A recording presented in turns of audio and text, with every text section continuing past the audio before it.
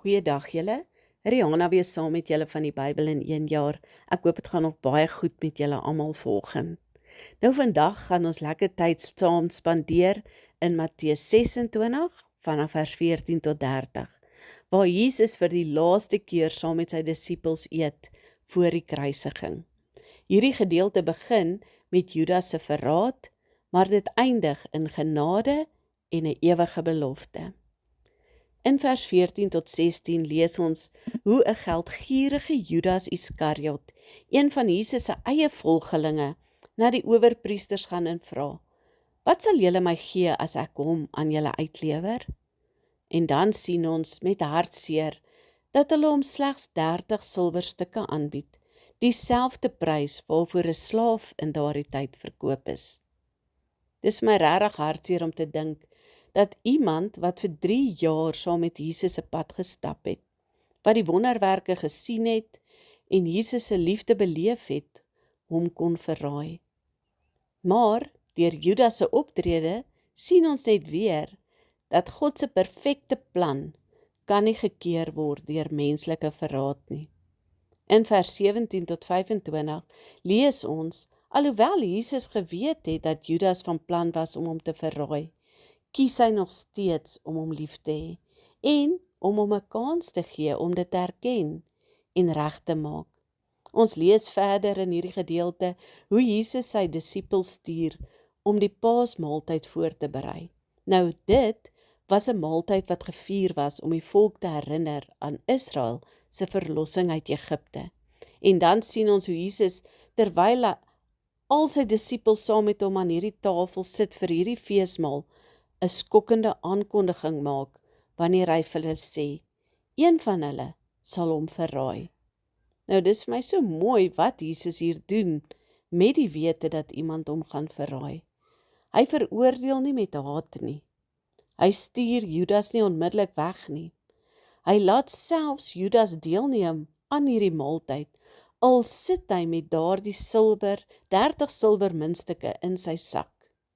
Jesus wys hier vir ons dat sy liefde selfs daar is vir die wat hom verloon. Hy gee aan Judas nog 'n kans om terug te draai. Maar ongelukkig sien ons hoe Judas hom onskuldig hou en kies om nie terug te draai en reg te maak nie. In vers 26 tot 29 sien ons hoe Jesus die betekenis van die Pasga-maaltyd verander en die nagmaal instel, wanneer hy die brood breek en die wyn neem en sê, "Neem, eet, dit is my liggaam," en die beker met die wyn aan hulle gee en sê, "Drink, dit is my bloed van die nuwe verbond." Nou waar die Jode die Pasga gevier het om hulle bevryding uit Egipte te herdenk, wys Jesus nou vir hulle met die brood en die wyn dat 'n groter verlossing vir hulle op pad is. Met die brood en wyn gee hy nie net aan hulle en aan ons 'n simbool nie. Hy wys aan ons die diepste daad van liefde wanneer hy homself aan ons gee. 'n God wat homself gee vir die redding van ons almal. Nou die nagmaal is nie net 'n seremonie nie. Dit is 'n herinnering aan hoe waardevol ons vir die Vader is. Dit dat hy ons so liefhet, dat hy bereid was om alles op te offer.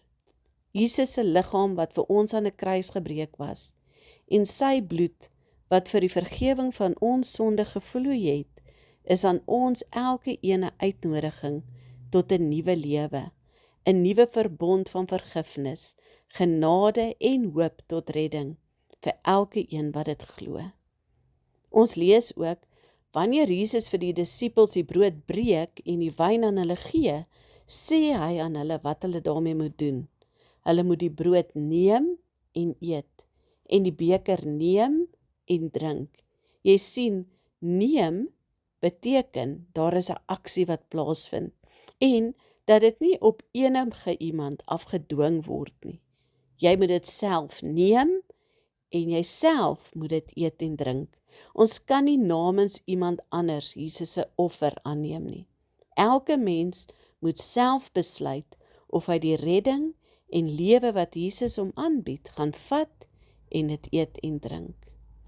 In vers 29 gee Jesus vir ons 'n groot belofte waarna ons elke een kan uitsien. En dit is dat daar 'n hemelse feesmaal vir ons almal wag wat in hom glo. Die bruilofsmaal van die lam, waarvan ons ook in Openbaring 19 vers 9 lees. So hierdie maak vir my baie opgewonde.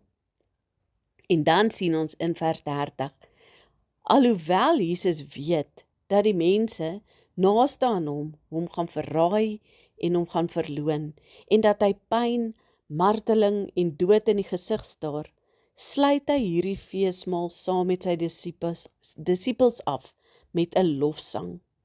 Nou hier wys Jesus vir ons dat lof aan die Vader nie afhanklik is van omstandighede nie, maar van vertroue in God se plan. Nou vandag wil ek jou uitnooi om Jesus se persoonlike uitnodiging aan te neem, soos hy die brood wat sy liggaam is en die wyn wat sy bloed is met liefde vir jou aanbied, vir jou redding en vir vergifnis van jou sonde. Gebruik met 'n dankbare hart die nagmaal as 'n herinnering wat Jesus uit liefde vir jou aan die kruis gedoen het, en hou vas aan die belofte dat daar 'n dag sal kom wanneer ons in sy Vader se koninkryk saam met Jesus die bruilofsmaal gaan vier. Nou mag ons ook in ons donker tye vandag die brood van die lewe eet, die beker van redding opneem en met geloof soos Jesus bly sing, want hy is getrou. Julle moet 'n mooi en geseënde dag dan verder hê. Totsiens.